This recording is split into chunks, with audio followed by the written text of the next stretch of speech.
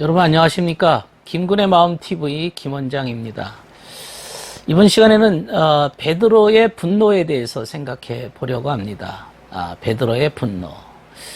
지난 시간에는 분노라고 하는 것은 성경의 문자적 표현상으로 인간의 수준과 상태를 표현한 것이다. 이렇게 말씀을 드렸습니다.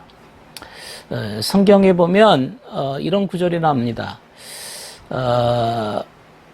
시몬 베드로가 차고 있던 칼을 뽑아 대제사장의 종 말고의 귀를 내리쳐 오른쪽 귀를 잘라버렸다. 이것을 보신 예수께서 베드로에게 그 칼을 칼집에 도로 꽂아라. 아버지께서 내게 주신 고난의 잔을 내가 마셔야 하지 않겠느냐. 이렇게 말씀하셨습니다. 마태복음 26장 51절입니다. 베드로, 베드로는 믿음을 상징합니다. 믿음을 상징하는 제자입니다. 그리고 그분이 갖고 있는 칼이라고 하는 것이 자기 스승님을 보호하기 위한 방어의 목적으로 사용된 것처럼 보입니다. 그런데 주님께서는 실제적으로 베드로의 그 행위를 너는 내가 그리스도의 십자가로 가는 길을 방해하고 있다. 그야말로 스승님이 부활하시고 영화롭게 되시는 것에 대해서 네가 방해하고 있다. 베드로가 그런 것을 방해하기 위한 목적으로 행한 것은 아닙니다. 그러나 그는 절제하지 못한, 갈피를 잡지 못한 어떤 열정이라고 그랬어요. 분노라고 말할 수가 있습니다. 이런 열정이 정말 좋은 마음으로 스승님을 보호하기 위한 목적으로 했다 하손 치더라도 결과적으로 주님께서는 그건 악으로 기우는 거다. 그게 베드로의 행동입니다. 결과가 안 좋다는 거죠. 주님께서 이런 그 칼로 무기로 방어하는 것을 원치 않으셨음을 보여주시기 위해서 베드로가 자른 그 종 말고의 귀를 다시 치료해 주셨습니다.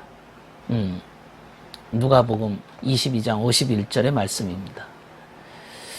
이 말고의 귀가 잘라졌다. 더군다나 오른쪽 귀라고 성경에는 일부러 표현하고 있거든요. 오른쪽 귀가 잘라졌다. 대제사장을 임명할 때요, 제물에 피를 발라서 오른쪽 귀에 바릅니다. 출애굽기 29장 20절의 말씀인데요. 오른쪽 귀에다가 피를 바릅니다. 왜 오른쪽 귀라는 표현을 썼을까요? 성경에 보면 오른편에 그물을 던지라 그런 말이 있어요. 오른편에 그물을 던지라. 무슨 의미가 있는 것이죠. 왼편 다르고 오른편 다르다는 거죠. 그래서 오른편 강도라는 표현도 나오고요. 오른편에 있는 양과 염소를 이렇게 비교할 때도 그렇게 합니다. 이 귀라고 하는 것은요, 순종을 의미합니다. 귀는 듣는 기능만 아니라 영적인 의미로 순종하라. 들을 귀 있는 자는 들으라. 이 말은 순종할 수 있는 자들을 두고 말합니다. 그래서 오른쪽 귀라고 하는 것은 선을 의미하는 거예요. 성경에 보면 오른쪽이라는 의미는 선함을 의미할 때, 그때 이제 선을 가지고 선으로 인해서 순종할 때, 그게 오른쪽 귀에다가 피를 바른 거죠. 그래서 그 대제사장 총의 그 귀를 자랐다는 얘기는 어떤 그 순종할 만한 어떤 지각의 능력이 파괴된 것을 의미하는 거죠. 영적인 순종이 파괴된 것을 의미합니다. 영적인 진리를 깨닫지 못하는 상태를 의미하는 거죠. 그래서 에스겔 선지자가 이런 말을 합니다. 그들은 네 코와 귀를 베어간다. 코와 귀를 베어간다. 그런 말을 썼어요. 에스겔 23장에. 그러니까 어떤 깨닫는 능력을 완전히 박탈한다 이거죠. 깨닫는 능력을 완전히 박탈한다. 그래서 예수님께서 칼을 도로 칼집에 꽂아라. 이렇게 칼이 있는데 다시 칼집에 꽂으라는 거죠. 화살통, 칼집 이런 것들은 칼을 담는 그릇입니다. 그러니까 우리가 이제 보통 칼을 말씀의 칼, 진리의 칼, 진리의 검 이런 말을 쓰잖아요. 이 칼이라는 게 이제 진리를 의미하는데요. 영적인 의미로. 여기서는 이제 그 칼을 담는 통이니까 교리입니다.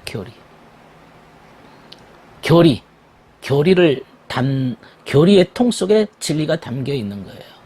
예. 그래서 우리가 이제 이 교리라고 하는 것이 소중한 거죠.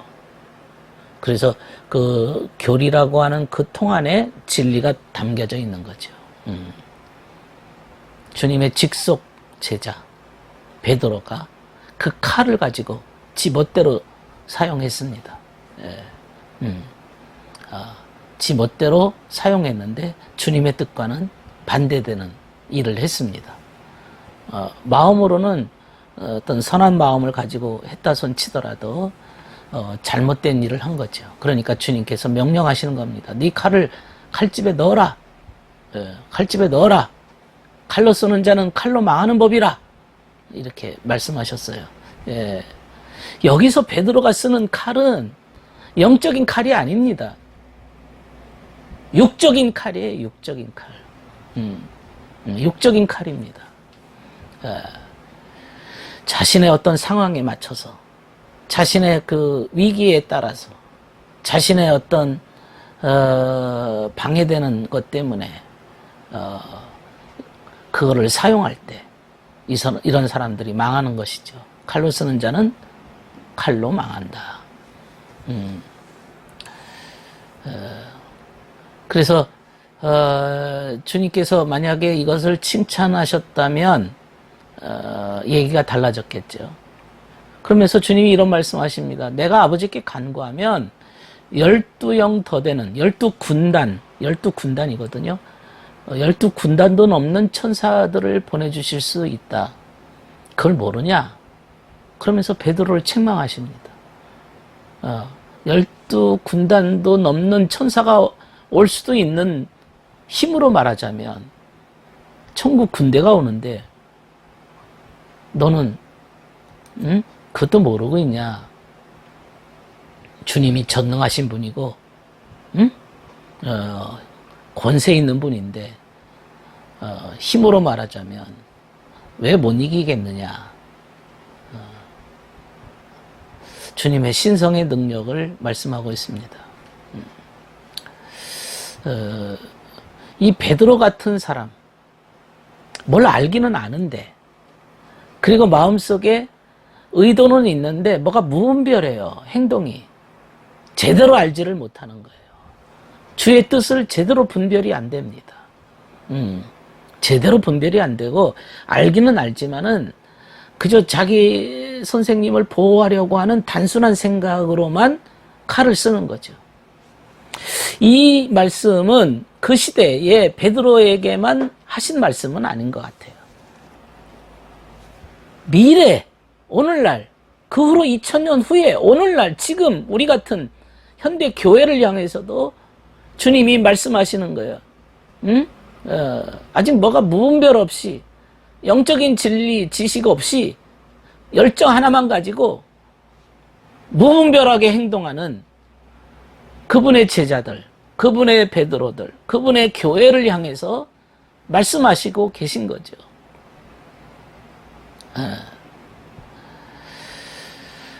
주님께서 십자가, 그 후로 이제 십자가를 지시고, 그리고 이제 제자들은 그 십자가 지시기까지도 그 말뜻을 몰랐어요. 그래서 그분이 부활하신 다음에 제자들한테 하시는 말씀은 그리스도는 영광을 차지하기 위해서 고난을 겪어야 된다 하는 것을 가르쳐 주시면서 모세율법서와 예언서를 비롯해서 성경 전체의 당신의 기사를 설명해 주셨습니다. 엠마오로 가는 두 제자한테. 누가복음 24장 26절의 말씀이죠. 그러니까 고난, 영광, 반드시 고난을 통과해야 된다는 사실을 제자들도 사실상 이해를 못했던 거죠.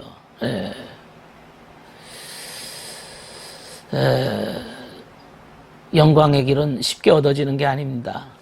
고난을 통해서 얻어지는 거죠. 인간의 본성은 이 고난 없이 평탄하게 어려움 없이 어떤 목적이 성취되기를 바랍니다. 그러나 성경은 말합니다. 이런 일이 없으면 어떻게 성경의 말씀이 이루어지겠는가? 그래.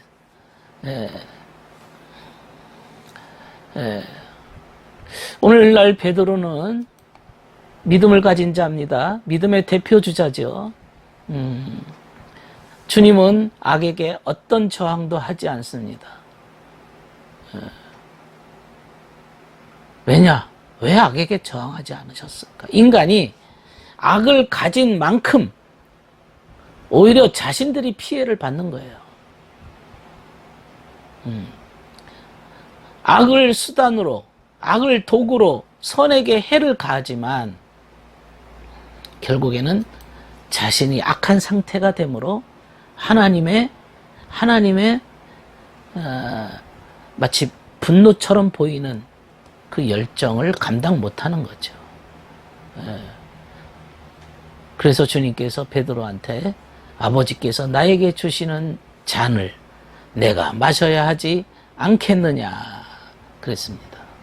이 베드로의 분노, 뭔가 알기는 아는 것 같은데 무분별한 열정으로 인해서 오히려 육적인 칼을 휘두른 이 사건은, 그리고 주님께서 이것을 어떻게 처리해 주시고 어떻게 설명해 주셨는가는 오늘 우리들에게 큰 교훈입니다.